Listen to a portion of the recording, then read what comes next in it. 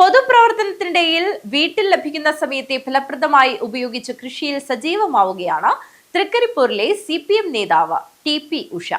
വീട്ടുവളപ്പിലും സമീപത്തും തൊട്ടടുത്ത വയലിലുമായാണ് കൃഷി. മുഴുവൻ സമയ രാഷ്ട്രീയ പ്രവർത്തകയായ തൃക്കരിപ്പൂർ തങ്കയം സുബ്രഹ്മണ്യ സ്വാമി ക്ഷേത്രത്തിന് സമീപത്തെ TP ഉഷ 10 വർഷമായി കൃഷി ചെയ്യുന്നതിൽ മുടക്കം വരുത്തിയിട്ടില്ല. ഇടതു പ്രസ്ഥാനങ്ങളുടെ പരിപാടികളും CPM ലോക്കൽ പരിപാടികളും സജീവ നേതൃത്വം വഹിച്ചു വരുന്നതിനിടയിലാണ് കൃഷിയെയും ചേർത്ത് പിടിച്ചിട്ടുള്ളത്. പാവയ്ക്ക, വെണ്ട, നരമ്പൻ, ചീര, തക്കാളി, പച്ചമുളക്, വഴുതിന, പടവലം, കക്കിരി, മത്തൻ, കുമ്പളം തുടങ്ങിയ പച്ചക്കറികളുടെ 10 സെന്റിലുള്ള തോട്ടം വീട്ടിന് മുന്നിലെ പറമ്പിലാണുള്ളത്. മഞ്ഞൾ കൃഷിയുമുണ്ട്. തൊട്ടടുത്തുള്ള വയലിൽ മത്തൻ, കുമ്പളം, വെള്ളരി എന്നിവയും കൃഷി ചെയ്യുന്നുണ്ട്.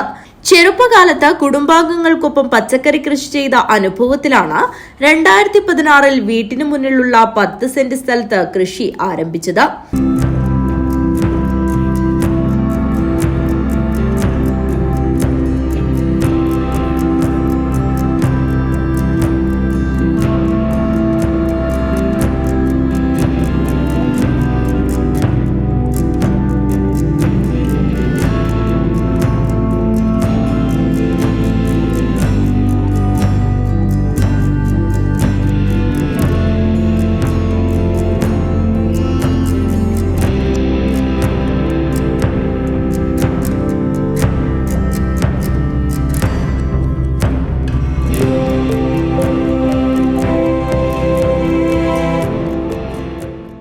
ആരോഗ്യവകുപ്പ് ജീവനക്കാരിയായിരിക്കെ NGO യൂണിയൻ സംസ്ഥാന വൈസ് പ്രസിഡന്റായി പ്രവർത്തിക്കുന്ന കാലത്ത് ഹരിത കേരളം പദ്ധതിയിൽ സർക്കാർ ജീവനക്കാർ വീടുകളിൽ പച്ചക്കറി കൃഷി ചെയ്യണമെന്ന നിർദ്ദേശത്തിലാണ് വീണ്ടും കൃഷിയിലേക്ക് ഇറങ്ങിയത്.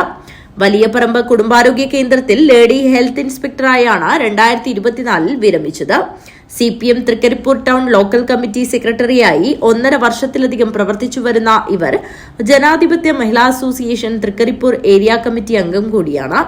Kerala nurses and midwives council vice president, FSETO Kasaragod ജില്ലാ പ്രസിഡന്റ് തുടങ്ങിയ സ്ഥാനങ്ങളിലും പ്രവർത്തിച്ചിട്ടുണ്ട്.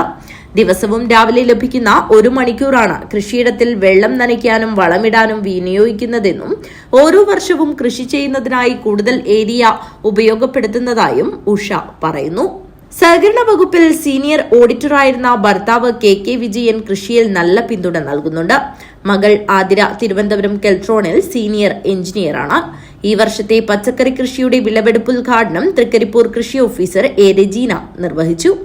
കൃഷി അസിസ്റ്റന്റ് ഓഫീസർ K. സജിത്, കർഷക സംഘം കാസർഗോഡ് ജില്ലാ എക്സിക്യൂട്ടീവ് അംഗം TV കുഞ്ഞികൃഷ്ണൻ എന്നിവർ വിളവെടുപ്പിൽ പങ്കെടുത്തു. News bureau, Trikaripur.